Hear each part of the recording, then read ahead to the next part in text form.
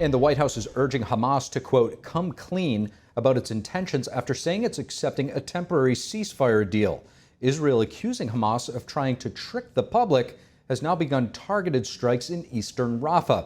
Joining us now live is NTD's White House correspondent Iris Tao from the North Lawn of the White House. Good evening, Iris. What's the latest in these ceasefire talks? Good evening to you, Steve. So Hamas on Monday said it's agreed to a temporary ceasefire deal brokered by Qatar and Egypt. But Israeli Prime Minister Benjamin Netanyahu's office says that Hamas's version is far from Israel's requirements. An Israeli official also told the Times of Israel that Hamas is playing, quote, tricks and games. The White House on Monday commenting on this issue, saying that it's reviewing Hamas's version of its response, while also adding that Hamas should come clean about its real intentions. Watch. You know who hasn't answered a single question about his intentions and what games he might be playing or where he intends to take this? Mr. Sinwar, the head of Hamas. And I think it's high time that he answers some of these questions and he come clean about what his intentions are. Israel, after telling civilians in parts of Rafah to evacuate, on Monday said it's begun striking Hamas terrorists in eastern Rafah. Netanyahu has vowed to go into Rafah and destroy the Hamas battalions there with or without a ceasefire deal. But this morning, President Biden, in a call with Netanyahu before news broke about Hamas accepting a deal, and told Netanyahu that the U.S. opposes still a Rafah operation. Here's what the White House said. Watch. The president was consistent again this morning that we don't support ground operations in Rafah that would put the majority or even any of the civilians there at any greater risk. And President Biden also stressed the need for more aid to get into Gaza. Steve. Certainly a lot to watch here as the fog continues to clear around the ceasefire deal. And switching gears just a bit, what else did the White House say today, specifically with regard to China and Russia, as the Russian leader Vladimir Putin is set to visit China in the coming weeks? Right, so the White House on Monday expressed concerns about reports that Russia arrested and sentenced to prison a Fallong Gong practitioner, which came right before Russian President Vladimir Putin is set to visit China this month. Here's the White House talking about closer ties between the two countries. Watch. We have seen China and Russia try to grow closer together. So it's concerning to us. And John Kirby also added that is also concerned about Chinese companies supporting Russia's war machine. Back to you, Steve. NTD's Iris Tao with that live report from the White House. Thank you, Iris.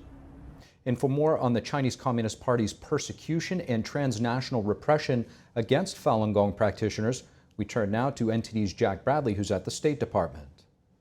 Russia is now the only country outside of communist China to incarcerate a practitioner of the spiritual practice Falun Gong, also known as Falun Dafa.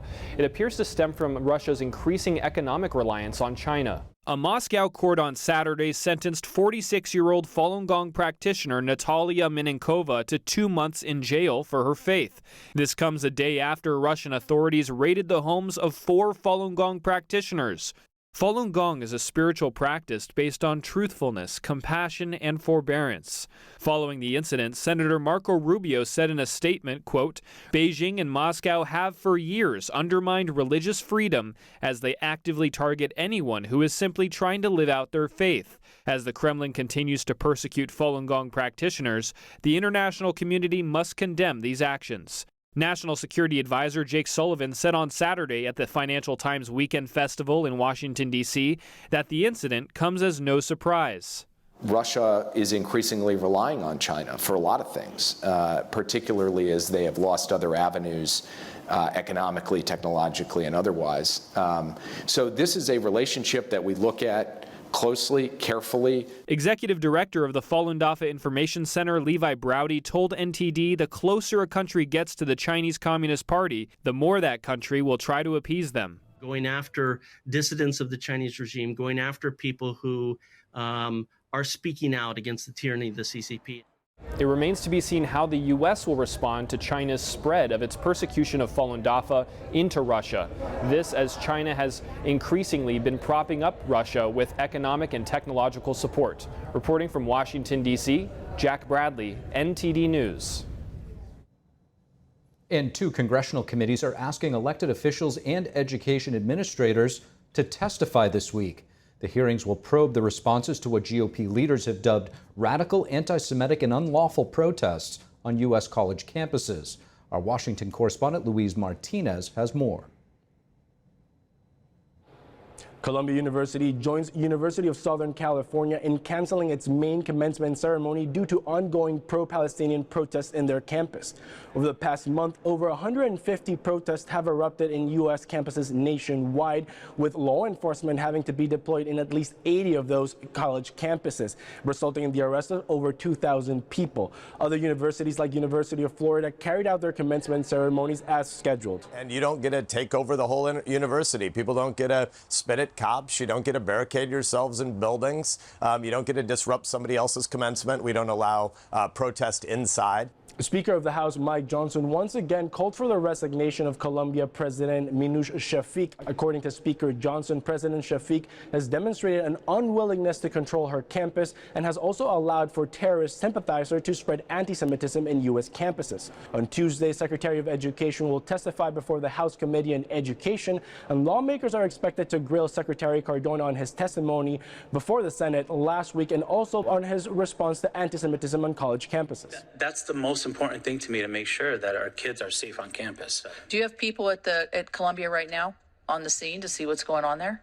Do you have staff there to watch? I do not have staff at. Does the Civil Rights Office have somebody up there? I do not have staff at the Columbia University. On Wednesday, the House Oversight Committee will depose the mayor of D.C. and the chief of police of the District of Columbia regarding the encampment of pro-Palestinian protesters at the George Washington University and the alleged unwillingness of police to assist the university in removing unlawful protesters. We want to follow the money trail to see if there are outside groups that are paying for these types of activity. It is also expected that this week, Representative Marjorie Taylor Greene will activate her motion to vacate the speakership, putting Speaker Johnson's leadership to a test.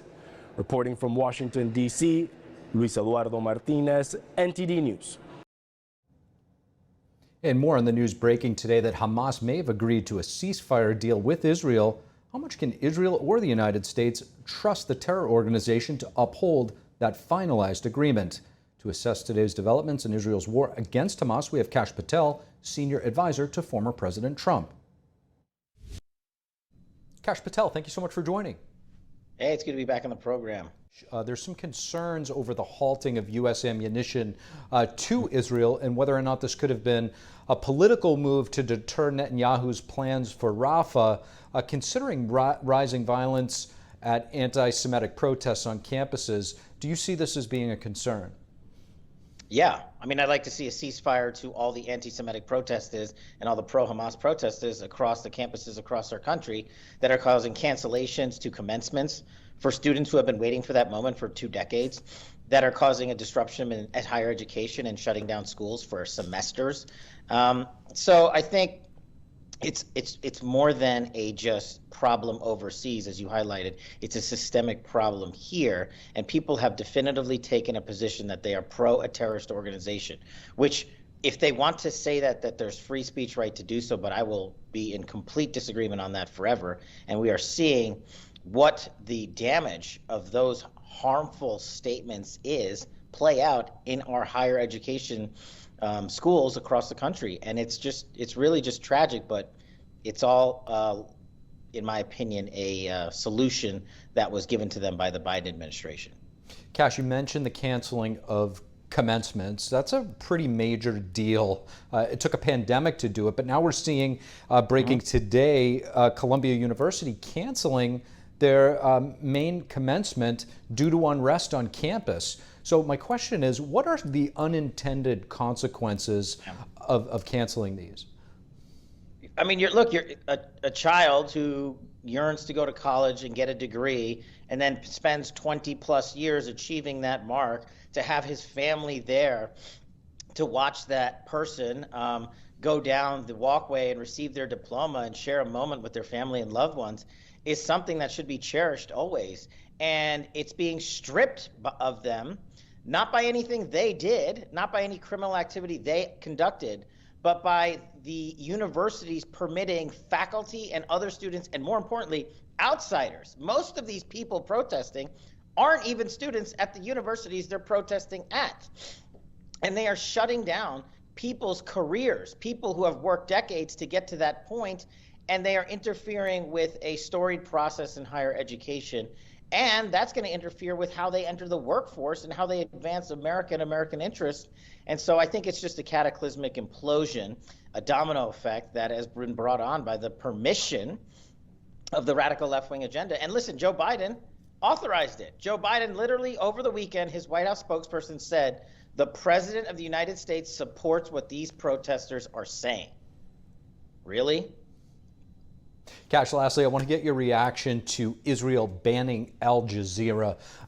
Mind you, for a little bit of background, this was a network that at one point came under much criticism by the U.S. after 9/11. At that time, they did not have an English-speaking presence. It wasn't only until 2006 that they've since gained some, I guess you would call, legitimacy. What do you make of their being banned from Israel?